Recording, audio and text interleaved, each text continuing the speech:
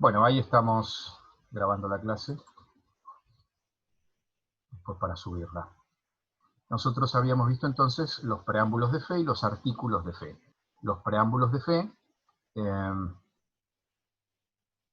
son verdades cristianas, ¿sí? Porque estamos hablando de este periodo, a las cuales uno puede acceder, a las cuales uno cree, obviamente, pero puede acceder por la razón humana. Acá pongo un ejemplo como la existencia de Dios, el orden natural del mundo. Uno, además de creerla, puede comprenderlas o puede llegar a una justificación racional. Bueno, y hay artículos de fe por los cuales se alcanza únicamente por la revelación sobrenatural de Dios. ¿Sí? En teología seguramente deben haber visto algunas verdades que están vinculadas más a, a los artículos de fe cuando hacen referencia a creer en esta famosa, digamos, frase común, creer o reventar, ¿no? Creer o reventar implica de que no hay modo de que la razón pueda encontrar alguna racionalidad, algún tipo de comprobación o tipo de evidencia pueda llegar a algún tipo de racionamiento para demostrarlas. Por ejemplo, no sé, la virginidad de María, ¿sí? La Eucaristía, ¿sí? Uno no puede racionalmente porque estaríamos metiendo en un ámbito completamente sobrenatural. Estos son los artículos de fe, que son los casos de estos dos tipos de verdades que presenta la revelación cristiana. Volviendo un poco a la problemática, nosotros habíamos visto en la clase pasada que este pensador Breyer, ¿sí?, del siglo XX, en 1931 se genera un debate muy interesante sobre si la filosofía cristiana es filosofía cristiana o podría llamarse filosofía o si había aportado algo a la filosofía. Breyer se plantea cómo se desarrolla este proceso porque él es un historiador de la filosofía y hace como un recorrido histórico y trata de encontrar esas huellas históricas por las cuales si hay algún tipo de comprobación que nos permita entender que la filosofía cristiana puede ser llamada filosofía. Y además, la pregunta clave es si aportó algo la filosofía cristiana al, digamos, al pensamiento. Vuelvo a un segundito al primer texto de Breyer. Esto está sacado de Historia de la Filosofía, del tomo 1.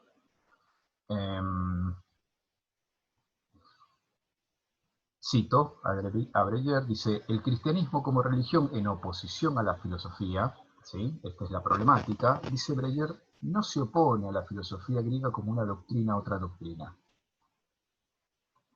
La forma natural y espontánea del cristianismo no es la enseñanza didáctica y por escrito. En las comunidades cristianas de la edad apostólica compuestas por artesanos, gentes modestas, dominan preocupaciones de fraternidad, de asistencia mutua en espera de un próximo cambio de cosas. El próximo cambio de cosas es la evangelización y la conversión por la llegada de un Mesías o por la promulgación de la fe cristiana que se debate frente a los embates de filosofías o doctrinas paganas o atentados contra la fe. Por lo tanto, había que resistir y el mensaje eran, en algunos casos, algunas cartas apostólicas, diría Breyer, ¿sí? Carta a los romanos, carta a los corintios, para que los seguidores de Cristo puedan sostenerse en la fe.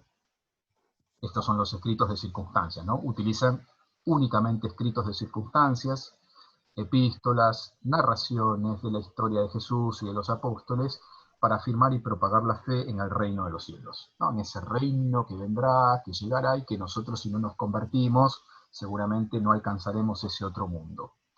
Más ninguna exposición doctrinal coherente razonable. Breyer dice, todo es vinculado a seguimiento de fraternidad, conversiones, esperas de un cambio de cosas y sostenernos en el ámbito de la fe, pero no tanto una exposición doctrinal coherente y por sobre todas las cosas razonada.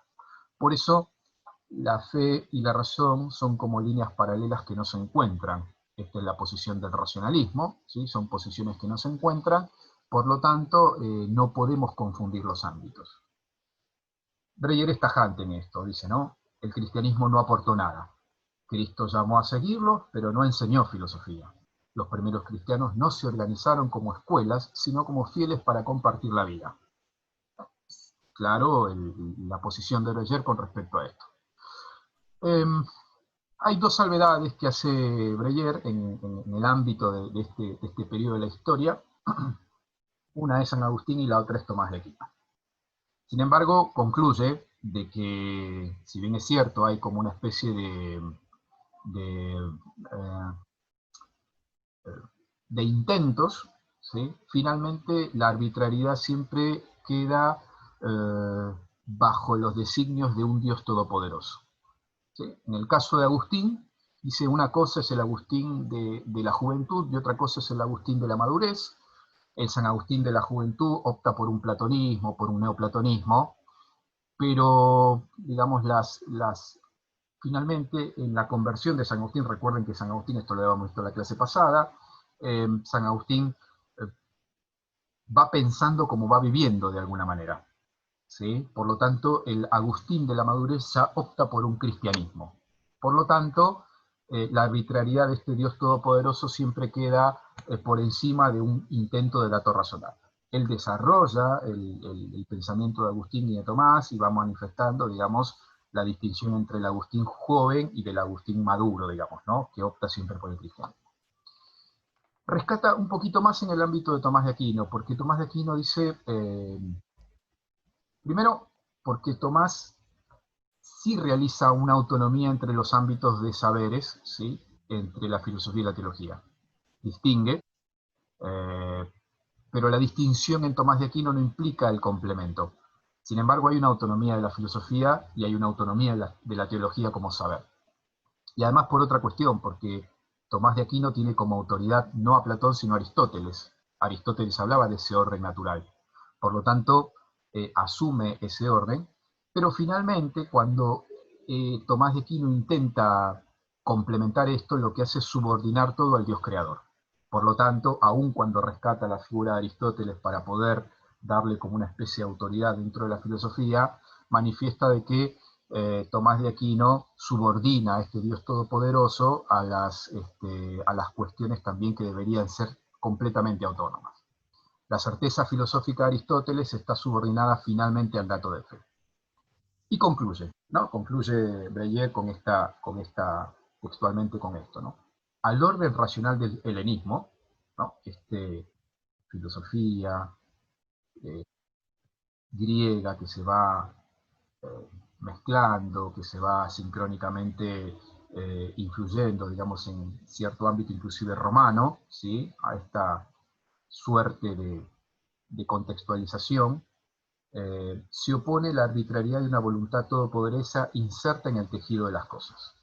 Dios está siempre en el tejido de las cosas, por lo tanto todo queda subordinado en este orden o en esta cosmovisión a un Dios todopoderoso. Finalmente, no es posible. El cristianismo no puede aportar nada, Dios no debe intervenir en la cosmovisión, hay una oposición entre cristianismo y helenismo, ¿sí? Porque el helenismo eran los vestigios de esta filosofía griega, ¿sí? En donde los griegos manifestaban ese orden necesario, esa razón necesaria, pero recuerden que hay un intento por mostrarle que hay una visión fatalista del mundo, ¿sí? El sabio puede hacer filosofía, sí, puede hacer filosofía, pero para adherirse y adaptarse a ese orden. ¿Sí? El filósofo capta ese orden para entrar en ese orden. Filosofías de Plotino, el estoicismo, el epicureísmo, recuerdan esto que habíamos visto cuando hablamos del neoplatonismo, cómo hay como un intento por mostrar una cosmovisión, pero esta cosmovisión finalmente era una especie de fatalismo. A esto lo llama Breyer el helenismo. Y este helenismo queda subordinado, queda en un extremo de oposición frente a la filosofía cristiana. El cristianismo en el extremo opuesto, Dios decide todo, sin lugar para el libre albedrío.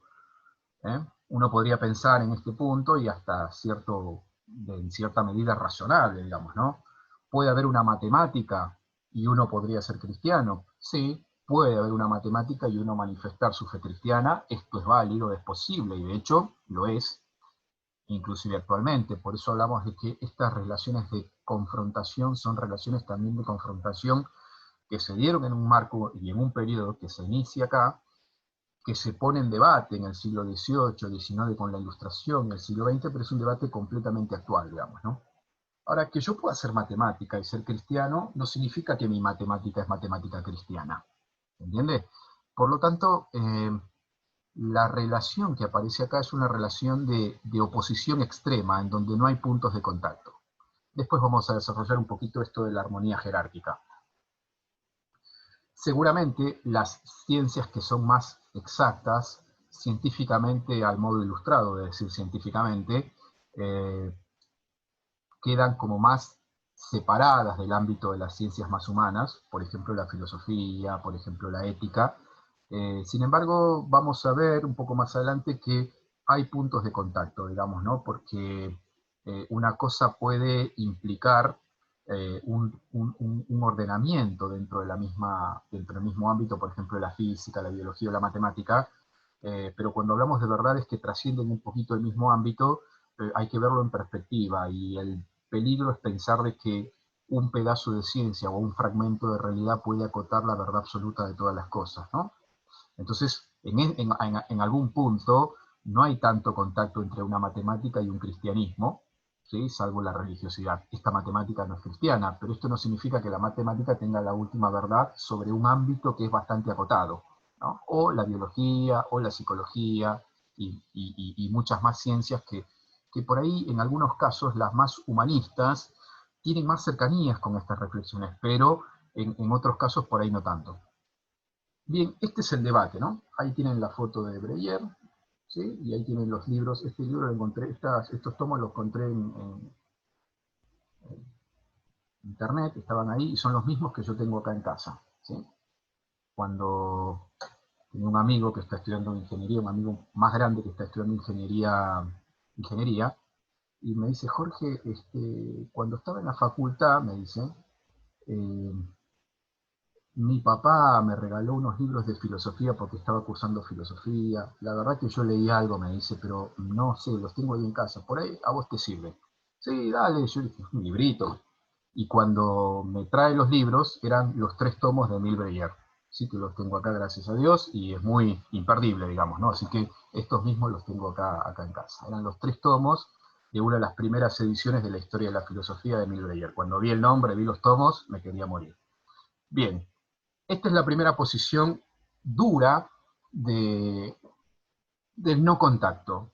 En el otro extremo, nos encontramos en la línea opuesta, también radical porque ahora voy a hacer, cuando hable sobre la armonía jerárquica, voy a explicar en qué sentido el racionalismo extremo, radical y duro, presenta ciertos matices de dogmatismo. Pero así como el racionalismo puede presentar ciertos matices de dogmatismo, el fideísmo, que es una posición extrema, también presenta matices dogmáticos también, ¿sí? Hay un religioso agustino, Lutero, seguramente ustedes deben haber escuchado algo de Lutero. Yo no voy a desarrollar la filosofía de Lutero, simplemente quiero mostrar la postura del fideísmo y las posiciones que se confrontan. Eh, para los que saben latín, sola fides, sola gratia, solo la fe, solo la gracia. ¿Eh? Lutero tenía una concepción de la naturaleza humana. Para Lutero, después del pecado original, la naturaleza humana no había quedado disminuida y no tenía que hacer los esfuerzos para alcanzar la gracia de Dios, o reconvertirse, o curarse, o sanarse, como dice el cristianismo. Para Lutero, la naturaleza humana había quedado destruida completamente. Natura deleta implicaba la naturaleza completamente destruida. No hay nada de lo que se puede esperar del hombre, sino más bien recurrir a la misericordia de Dios y abrazarse a la misericordia de Dios. Sola fides, solo la gracia. Solo la fe, solo la gracia. También en oposición a la razón, pensando que la fe es el único ámbito de posible conversión para la naturaleza humana. Abajo hay una frase que pongo: credum ut absurdum. ¿Alguno puede traducir esto? ¿Qué significa?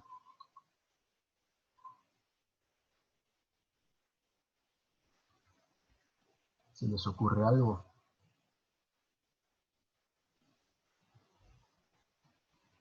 Creer en lo absurdo sería o algo así. Más o menos, muy bien, muy bien. Renata estudia latín, entonces ustedes no lo saben, pero bueno, creo porque es absurdo, digamos, ¿no? Está representado también por un sector, no solamente de la Iglesia Católica, sino que es un sector de una posición también histórica a lo largo del pensamiento, ¿sí? filósofos cristianos, sacerdotes, y muchos autores, investigadores del ámbito de la teología, en donde la razón resulta una mala palabra para la credibilidad. Sola fides, sola gratia, creo porque es absurdo, ¿no? La razón no puede inmiscuirse en un ámbito de la fe porque sería tratar de cosificar a la razón humana una trascendencia divina, ¿sí? La fe no puede intervenir en razonamientos filosóficos. ¿Puedo hacer matemáticas y ser cristiano? Otra vez la misma pregunta. Es difícil porque el matemático es científico y el cristiano es cristiano. Bueno, ahí está el mismo planteo, ¿no? Y además porque tiene una manifestación moral, ¿sí? Como la naturaleza humana ha quedado completamente destruida, lo que aparece es una especie de pesimismo antropológico, que es un poco la manifestación de Lutero, digamos, ¿no? La naturaleza deleta, la naturaleza destruida, de la cual no se puede esperar nada, porque la naturaleza humana sería como una especie de miseria humana, de lo cual se puede agarrar, es de la única que se puede agarrar, perdón, es de la gracia de Dios para que Dios tenga misericordia y lo pueda salvar, sola fide, sola gratia. Por lo tanto, tengo que recurrir a la misericordia de Dios, solo la gracia me va a salvar. Y como de la naturaleza humana no se puede esperar nada, yo encontré a este filósofo, a este poeta Lautréamont, poeta francés, que dice: soy el hijo del hombre y de la mujer, según me han dicho. Esto me sorprende, creía ser algo más, quería ser mucho más, creía ser hombre realmente, con esos vestigios de, de Dios, digamos, ¿no? Por lo demás, ¿qué me importa de dónde procedo? Si hubiese dependido de mi voluntad, yo hubiese preferido ser hijo de la hembra del tiburón, cuya hambre es amiga de las tempestades, y del tigre de reconocida crueldad. Así no sería tan mal, tan malo me parece que es acá. Después le digo de dónde lo saqué y en qué obra. Así no sería tan malo, ¿no? Como la naturaleza humana ha quedado completamente destruida, y como la naturaleza humana ha quedado completamente destruida, de la naturaleza humana no se puede esperar absolutamente nada, ¿sí? Solo agarrarse a la misericordia de Dios. ¿Y esto por qué es dogmático? ¿Y por qué creo? Porque es absurdo. ¿Y por qué solo la fe y solo la gracia? Porque en realidad también es una manifestación de cierto escapismo sobre la responsabilidad del hombre en su perspectiva racional. Es un rechazo a la facultad para poder pensar las cosas que son creídas, ¿sí? Las cosas que son creíbles también para el hombre. Voy a poner un ejemplo. Así como dije en la primera parte de la exposición de que la facultad de la confianza, ¿sí?, no implica una corroboración, la naturaleza humana o el ser humano siempre trata de encontrar razones para confiar. Si yo nunca encuentro razones para confiar y vivo en el creo porque es absurdo, o creo porque creo, creo ciegamente en todo, lo que sí estoy haciendo es convertir esa facultad humana en un dato irracional. Allí sí aparece cierta manifestación de irracionalidad. Y muchas veces la defensa de un cristianismo bastante dogmático, recalcitrante, que no intenta repensar las cosas, manifiesta hasta cierto rechazo, porque se convierte en una especie de posición tan fuerte y tan radical que a veces genera una especie de desconfianza por sí mismo, ¿no? Es cuando nosotros pensamos que los paradigmas son completamente cerrados y no hay posibilidad de discusión, o no hay posibilidad de mirar las cosas de una manera distinta, o no hay posibilidad de comprender a aquellos que no piensan como vos. Entonces, muchas veces al convertirse en recalcitrante, lo que estamos manifestando es una especie de dogmatismo demasiado extremo. Por lo tanto, ya ustedes pueden vislumbrar la posibilidad de una armonía jerárquica, que es la que voy a hablar la clase que viene. Ustedes van a leer un poco estas cuestiones. Voy a subir estos apuntes. Recuerden que estos apuntes son una especie de ayuda a memoria en mi exposición, ¿sí? No es un desarrollo sistemático que están pensados para ni menos un apunte de cátedra, simplemente es una ayuda a memoria para ir siguiendo el hilo conductor de la clase. Cuando hable de la armonía jerárquica, la clase que viene, voy a tratar de repensar un poquito la posición de una correcta interpretación, ya no tanto de San Agustín, sino más bien de Tomás de Aquino, en estos preámbulos de fe, ¿sí? Cómo se puede articular una posición más centrada, una especie de armonía, en donde la manifestación de la obra no me representa a mí la evidencia del autor, pero sí me da certezas del autor. Cuando yo miro la obra de arte, ¿sí? Cuando yo miro la obra de arte del artista, el artista podría vivir o no vivir, podría existir en ese momento, podría haber dejado de existir hace mucho tiempo. Pero que yo no vea al autor no significa que no existe el autor. Muchas veces la manifestación de la obra me da muestras o me da indicios de cómo puede haber sido el autor, qué puede haber estado pensando el autor. Cuando ustedes escuchan la letra de una canción, cuando leen un poema, cuando ven una obra de arte, una escultura, una pintura, el autor no está presente, ustedes están delante de la obra, pero la obra, que en sí mismo tiene un poder muy fuerte y que despierta en nosotros una admiración, también representa cierta admiración de que probablemente el autor tenga que existir, ¿sí? Porque la obra no se genera por arte de magia, de la nada no surge cierto orden y cierta belleza frente a una obra de arte. Por lo tanto, esta armonía jerárquica implica el intento por conciliar un límite de la razón humana, una posibilidad de compatibilizar algún aspecto y también, obviamente, el recurso de manifestar el preámbulo de fe, hasta dónde puede llegar la filosofía en este desarrollo de este periodo de la historia. Bien, quiero dejar estos últimos minutitos para que alguno me haga un comentario si encontró algo sobre racionalismo. Este apunte después lo subo a la cátedra, al aula virtual, ¿sí? O si tienen alguna pregunta.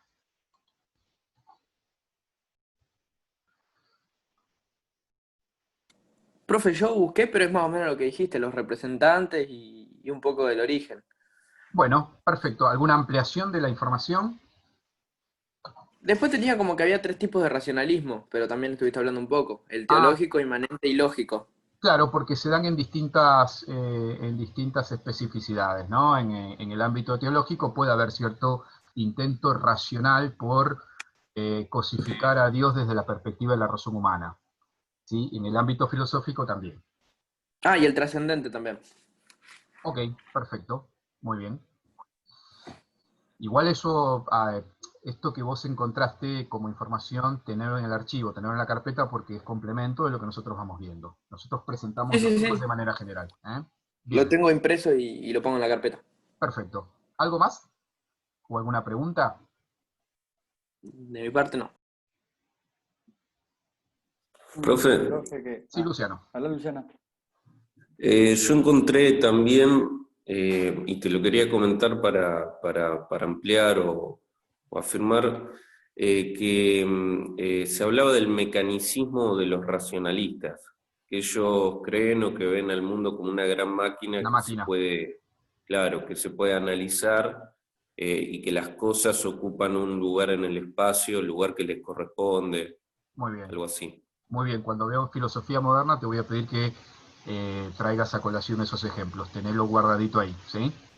El Bueno. mecanicismo es ese intento racionalista por mostrar que el mundo es una máquina configurada, ¿sí? Bueno, hay autores, ¿no? Que vamos a trabajar también.